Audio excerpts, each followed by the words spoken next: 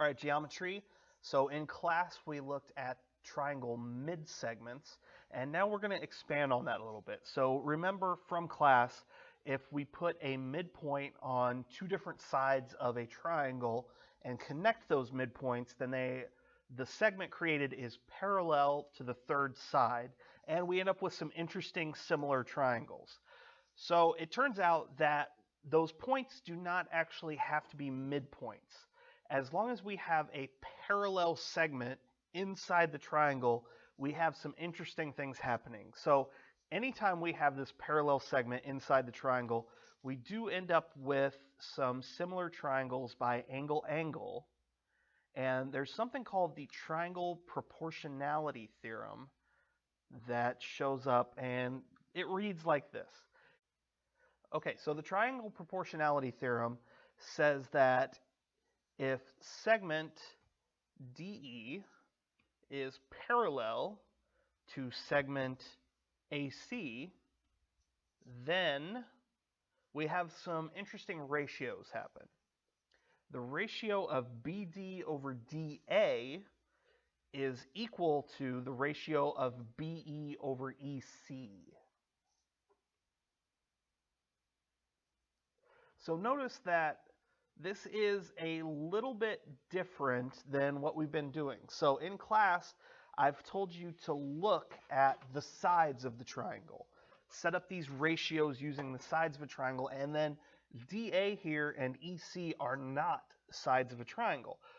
But if this line inside is parallel, we can use these ratios also. And we can actually prove this, and probably will in class. It's a very short algebraic proof that is based on the similarity ratios that we already know. The converse is also true. This is actually an if and only if statement. So the converse says that if BD over DA is equal to BE over EC, then the two segments are parallel. So then segment DE is parallel to segment AC.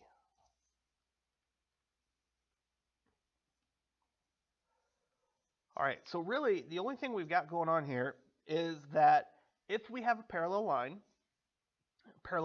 that is parallel to one of the sides of the triangle, then these segments are in proportion on either side of the triangle.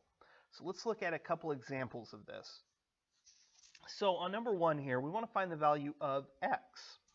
And we know that 12 over 14, which would be these two sides right here, is an equivalent ratio to 15 over x. So order still does matter here because I did the 12 first in the numerator on this side. I need to do the 15 in the numerator on the right side. But from here, we've got something that we can just cross multiply. So we end up with 12x being equal to 15 times 14, which is 210. And then we can actually divide here to get 210 divided by 12. And I believe we're going to get a decimal here. Getting out my calculator. So 210 divided by 12 is going to be 17 and a half. So that is our x there. Okay, and we can always check our answers again by dividing 12 divided by 14. If you do that in your calculator, you get about 0.857. And if we divide 15 divided by 17.5, again, you get about 0.857. So you can always check your answer that way. Okay, let's look at number 3 here. We want to find this value x. And to do that, first we need this value up here. So the entire side length is 55, which means that that's 45 plus 10.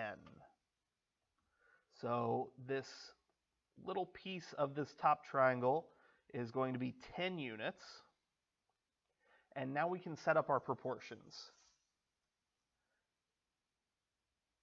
So what we have here is x over 36 is going to be equal to 10 over 45. And if you want to, you can reduce these first. I'm just going to go ahead and multiply them out, though. I'm going to get 45x is equal to 360. And then we can divide 360 divided by 45 is equal to 8. So our answer here is that x is equal to 8. Okay, let's move on. Let's look at number 7, an example of this. So on number 7, we are determining if MN is parallel to JL, and that's the same thing as determining if the triangles are similar. If the triangles are similar, these lines will be parallel.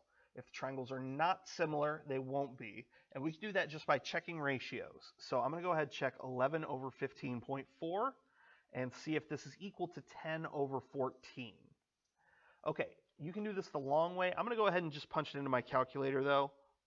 You could reduce these fractions, but what you end up with here is this is about 0.714, and it turns out that 10 over 14 is also. So these two ratios are equivalent to each other, and that means that yes, MN is parallel to JL. So yes. So that's how you would check these right here. You just have to make sure that the ratios are in proportion to each other. Okay, and then one last thing for this video. Say we don't have a triangle, but we just have some parallel lines and some transversals cutting them all, intersecting them. It turns out that this still works. As long as we have 3 or more parallel lines and 2 transversals, the sides are cut proportionally. So right here, we can say that if AB, and that should be segment AB, so if segment AB is parallel to segment CD, and those are also parallel to segment EF, then the following ratio is true. AC over CE is going to be equal to BD over DF. So this AC over CE, these two parts are in the same ratio as BD over DF. And you can kind of imagine a triangle existing here if we connected those. But let's go ahead and do this. It works exactly the same way, folks. So we can find the value of x here on 10. We can set up our first ratio of 45 over 18. Our second ratio, we need that to be equal to 52 over x. And then from here, we just multiply. We cross multiply, we get the answer. So let's see, we end up with 45x is equal to 18 times 52, which is 936. And then we divide both sides by 45 and get that x is equal to about 20.8. Okay, so x is equal to about 20.8. And that's it for this. You can finish the rest of these notes. Just try to remember to keep your ratios in the same order. It's kind of like when we're naming similar triangles. The first one doesn't matter. We can name it however we want. The second one, we have to put it in the same order. So keep that in mind. But other than that, you just cross multiply, you solve. You got this, and I'll see you in class.